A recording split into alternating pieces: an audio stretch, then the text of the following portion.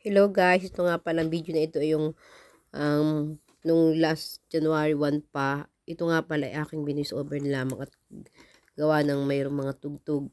Ito nga pala ang setup namin dito. Yung nagpalaro yung aking kapatid ng naka-blindfold para yung aking kapatid ay hindi makita yung pag-propose at ma-surprise siya. Ito yung papel na kapag marcha ka ng marcha tapos pag ikaw ay nawala dun ay sa papel ay out na. Yun ang aming palaro at saka naka-blindfold. At pero ito habang naka-blindfold yung kapatid ko ay naka-ready na yung mga gagamitin sa pag-propose. Abalang-abala na kami dito sa likod. Nagkakagulo na yung mga kapatid ko na yung mga kailangan, yung banner at saka yung sing-sing. Ito nga yung lumabas na yung aking ito yung asawa ng panganay kong kapatid doon, nagkabaligtad pa yung banner at imbis na ayos yung paglagay, talaga sila ina-reviews sa pag-propose. At saka yung talagang kagulo na itong kapatid ko ay dahil sa tagal ng kanyang pag-blindfold ay nahihilo na daw siya, ay talagang tanggalin na. Ay kaso lang na-misback yung kapatid kong isa na wag na munang tanggalin at hindi pa talaga ready yung pag-propose ng ng sing-sing, pati at saka yung na hindi pa maayos ang pagkalagay. Buti na lamang at yung mga nasa likod ay mabilis at inayos na at nandyan at lumod na yung nag-propose. Ito yung magiging asawa niya, oh. Ayan. Siya ay gulat na gulat at talagang siya ay hindi makapaniwalang nag-propose yung kanyang live-in partner sa kanya. At ito talagang matagal namin pinagplanuhan. Yan, hindi talaga siya makapaniwala. Inaabot nga yung bulaklak ay hindi pa niya tinatanggap. Oh, parang talagang hindi siya makapaniwala talaga sa nangyari dahil talaga siya ay surprise. Palang nasa likod niya yung anak niya yun, oh. Tsaka yan si Ate Ami, si Kuya Miloy, yan yung mga kapatid, yung mga panganay. Kami halos ay kumpleto dito. Ayan, hindi pa talaga siya makapaniwala at ayaw pa niyang isuot yung sing-sing. Kasi talaga siya ay sobrang na-surprise doon sa kanyang, hindi talaga niya alam, wala siyang talagang kaalam-alam, pati yung anak niya, hindi talaga alam na ka-propose yung kanyang ama. Ayan.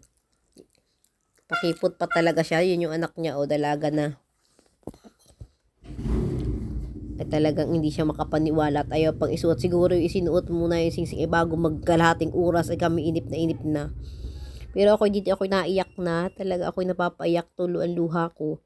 At ako'y natutuwa at siya kasal at yun ay pangarap talagang kasal nung noon pa ay gusto nang magpakasal yan. Ayan.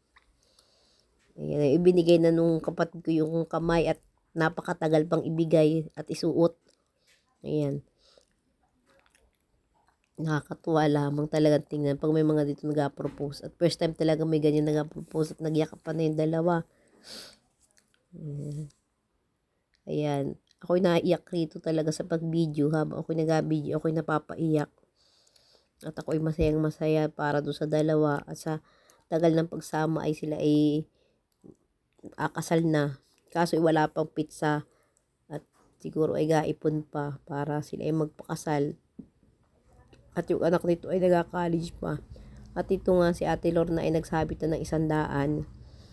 Dito ganito dito pag may mga ganyang okasyon, tapos may mga lalo na pagkasalan ay dahil inasabitan ng pera. Yun ay tradisyon dito, yung bawat inakasal ay inasabitan ng pera para kung yung malilikom na pera ay yun ay para sa kanilang panimula sa kanilang buhay. Ito si Talia ay napakaingit talaga sa likuran ko habang ako nagabay over, sorry. Ayan, na masaya na yung dalawa at talaga kami masayang masaya rito. Kami may kaunting handaan dito. Kami ay yung may mga kami ay dito ay may mga skins gift, bawat isa ay may mga regalo at kami nagpalabunutan dito kung sino ang mabubunot namin ay yung bigyan namin ng regalo. Ito nga pala si Tia Lydia, yung kapatid ni nanay, nagsabit din ng pera.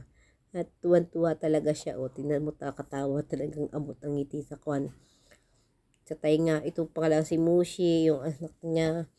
Ayan, yung mga pamangkin namin, nagbigay din ng pera. At yung pamangkin kong isa ay nagbigay ng 1,000, ay tuwang-tuwa. Ayan. At itong kapatid ko ay nagsabit din. Kami lahat ay dito ay nagsabit ng pera. Hello, Tita Ganday. At ito kami pagkatapos magsabitan ay nagpicture-picture muna kami dito. Ito si nanay. Nagpicture-picture kaming lahat dito magkakapatid.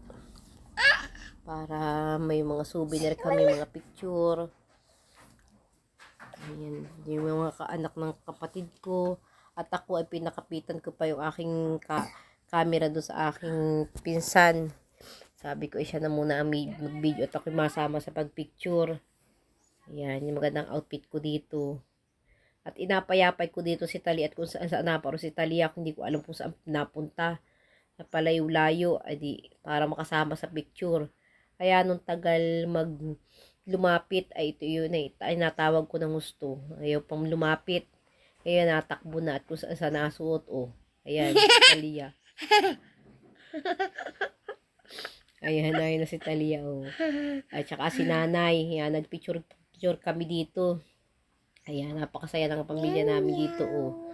At talagang masaya pag may ganitong mga kakasiyahan na may akasal. Ayan. Nagpicture kami dito.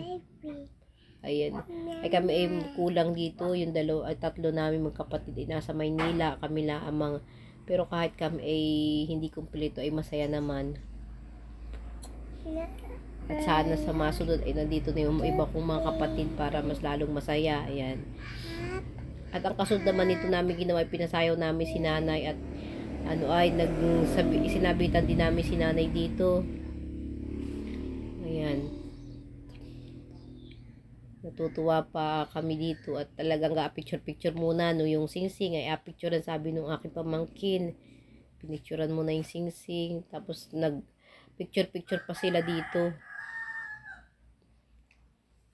Ayan nga guys. Salamat sa inyong panonood. Bye. Thank you. Bye.